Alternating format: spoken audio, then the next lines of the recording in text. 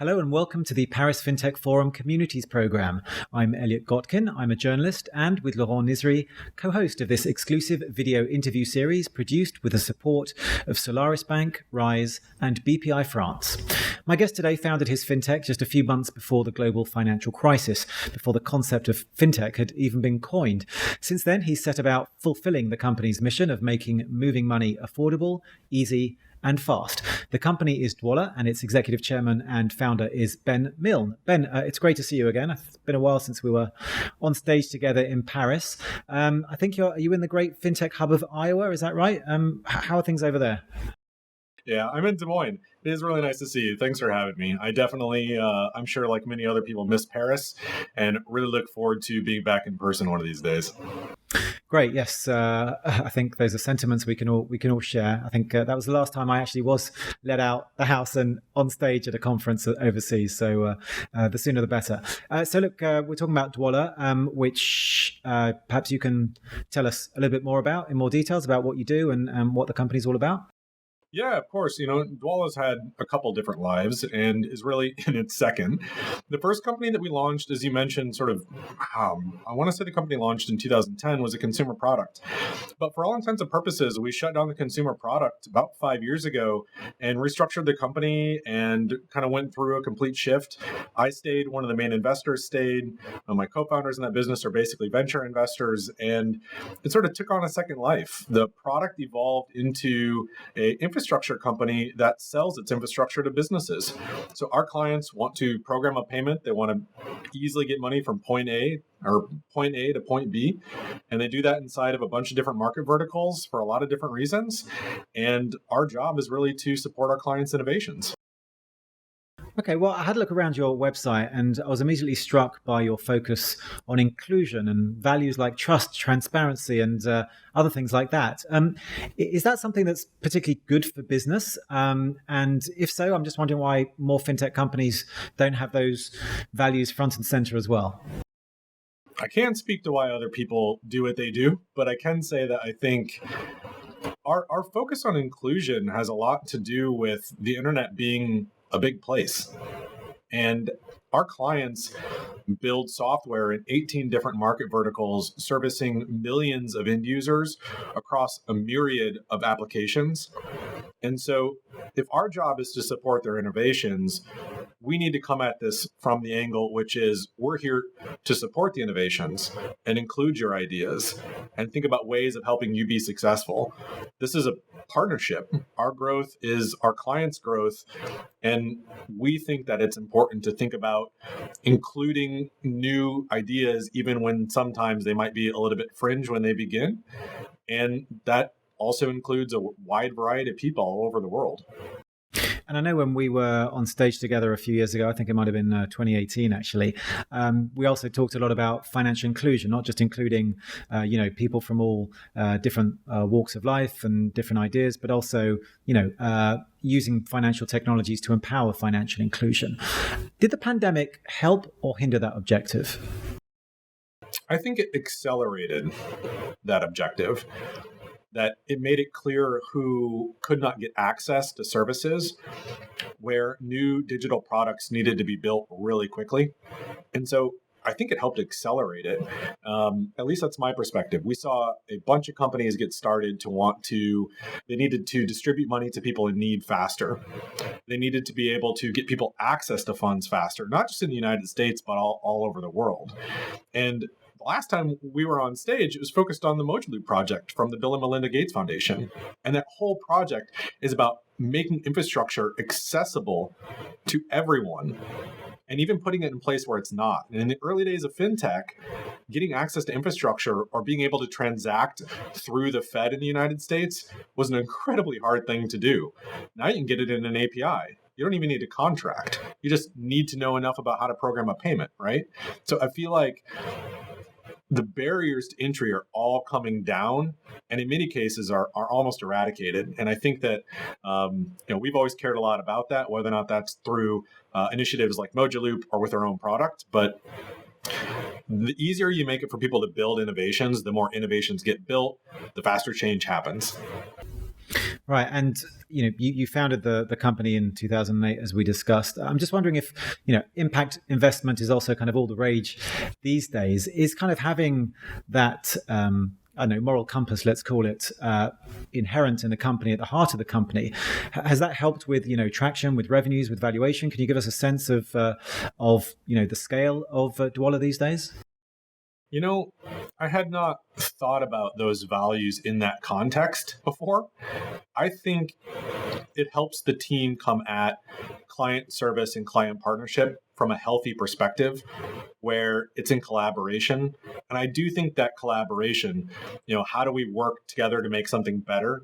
I think that's in the company's DNA. And I think if you talk to the team, they'd say the same thing. And the reflection of that DNA is probably what revenue is and what client growth is, and are clients happy? And generally speaking, I defer to them so that I'm not putting words in their mouth.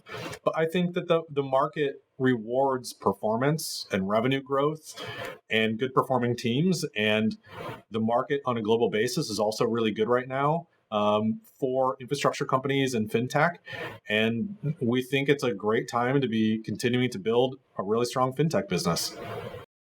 And when it comes to you, Ben, how did you there in Iowa, in Des Moines, how did you come to be the founder and formerly CEO of a fintech? Well, I got really frustrated with credit card fees in a previous business. I used to own a manufacturing company. And when I sold that, I started working on thinking about how is it possible to transact without paying interchange fees? And getting access to banking infrastructure was even harder back then. To get access to the first ability I had to upload files that ended up moving money, right? Unencrypted batch files that moved money now is something that I think we all know that we shouldn't be doing, but somebody gave me a thick book, basically had me write over the rights or guarantee that file by signing over my entire life, my house, the business I had sold, basically, my car, everything, just to move a little bit of money through a file. And so that was the thing that brought me into payments the first time around. And when we kind of shut down the first company and restructured and started focusing on the API business, the thing that got me really excited was all about, well, how can we enable all these new innovations to be built and provide this infrastructure that saves developers maybe years of their life getting to market? So they never have that conversation about, well, you need to sign your life over in order to submit an unencrypted batch file. It just doesn't make any sense. And so that's what got me really excited. And in terms of how I got here, I have the internet like everybody else. It's amazing if you just type in Google how things work, and then you have some conviction about seeing products into the world, how much you can get done, especially when you work with really awesome people. I'm curious to know, what was it you were manufacturing in your previous life? Was it anything particularly exciting? I thought it was really exciting at the time. Manufactured speakers and speaker enclosures. I have a deep love of music, but I am a horrific musician. I'm that person that if they're singing in a choir, they're not supposed to be there, but they're having a good time. So it was a way for me to be close to music. And for a long time, it was a really great business, and it provided me with a great life and a great jumping point to be able to invest initially in building Dwolla. And, manufacturing is a different business than payments. And, I got to say, I've enjoyed the transition. Being an entrepreneur, that was something you have always been, something you always wanted to be. Did it happen by accident? What inspired you or prompted you to take that first step? I think it had to happen. Personally, I grew up in the country, so I couldn't have a real job, and then I needed to pretty much figure out how to get money without being in town, and that was something that my dad was always really entrepreneurial and maybe taught me a couple tricks, and over time it turned out that those were advantages. And when I started my first company, I was really attempting to not get what seemed to be a real job to me living in a small town. And over a while, that company, through like a $1,200 investment, grew into like $1 million in real revenue a year. And it was a real company. And through that, I was able to invest in starting Dwolla. And at the time, I remember basically searching, like, how do I finance a company if I don't have enough money to get licenses? And I learned about money transmitter licenses. And then I figured out if you just call the regulator and you call the bank CEO, they'll actually return your calls, and they're not scary people. And that was pretty much the thing that got me into the business. And to your earlier comment, there was no such thing as fintech. Nobody called it fintech. It was like, they're trying to move money with computers. And, do you think this person's a crook? Should we let him in? How does this work? Everybody was just figuring it out for the first time. And thankfully, we found some people to do that with in Iowa. Of all places, which is great, because I guess that means you can stay close to home. I'd love to learn more about your other entrepreneurial escapades, but Ben, don't go away for now, because we are going to take a very quick break, after which we're going to continue our conversation with Ben Milne, Executive Chairman and founder of Dwolla.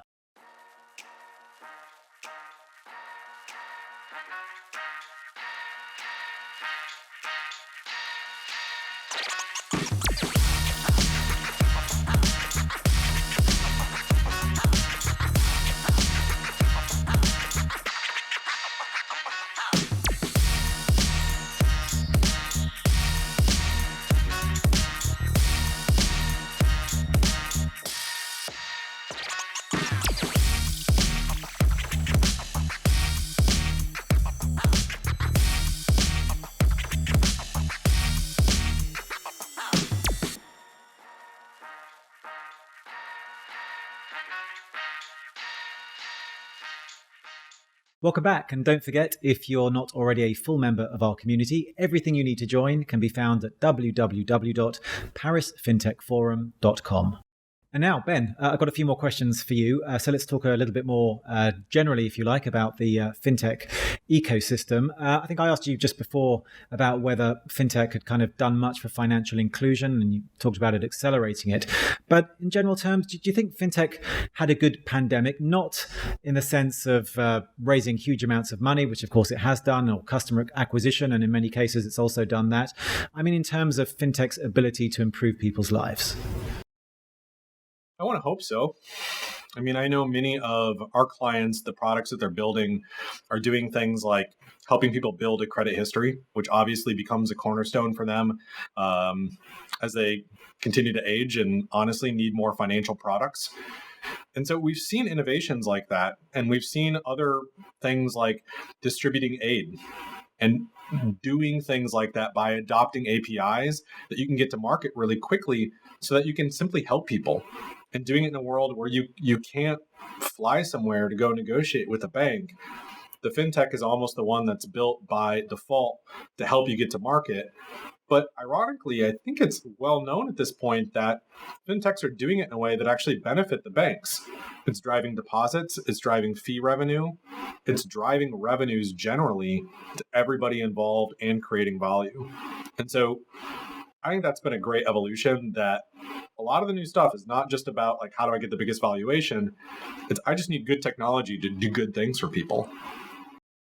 Right, and I know, speaking with the likes of Cabbage or others like Starling Bank, they were at the, at the coalface, if you like, of helping funnel government support to many small and medium-sized businesses. So in that respect, there were certainly many fintechs that did a lot of good during the pandemic. I'm just wondering, how much of a difference do you think it would make if fintechs collaborated more?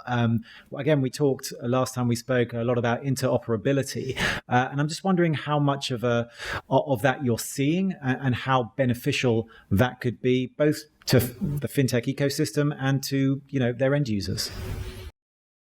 So I probably have a very biased opinion of this, and something that's different from the last time we spoke is that I think previously we were at a point where it wasn't clear if fintechs were all competing with each other, if they were competing with the banks, if everybody's competing with everybody. What's the like, who's actually going to win? And at this point, I think it's shifted almost entirely to, we do different things. This is a massive ecosystem. It's growing really quickly. No one company can serve everybody. So what's the right way to partner? And so, at least in a Dwolla context, all of our current bank partnerships have gotten a lot closer. we brought on more bank partnerships, more in the last 12 months than we, I think, did in the 9 years prior. And I think that is going to continue because it's finally clear how when you get a certain level of scale, how it benefits new participants. And it actually can be a safer relationship because if a fintech is managed well, it can actually codify the requirements and the geography it operates into its software. So you're not reinventing the wheel, you're literally teaching software to enforce the rules, which makes it so much safer and so much faster and so much more repeatable. So you can think about technologies that grow 100% year over year, but the technology does the hard work, so headcount doesn't grow. I think those things now are becoming obvious and driving partnership in a very collaborative way. I mean, partnerships have been a lot more fun over the last year. It's always good doing things, being together is better than being alone, I guess, as unfortunately so many people have been as a result of the pandemic. Ben, I'm really sorry, but we've actually run out of time, believe it or not. I'm sure we could talk for another hour or two, but I really just want to thank you for taking the time to speak to us. Ben Milne, founder and executive chairman of Dwolla. Appreciate your taking the time to join us today. Thank you so much for having me. Okay, well, look, I'm going to be back next week with another big name from the world of finance and technology. So we hope you'll all join us again then. In the meantime, you can keep up to date with all the exclusive interviews and content from the Paris Fintech Forum Communities Program via www.parisfintechforum.com. See you next time. Bye-bye.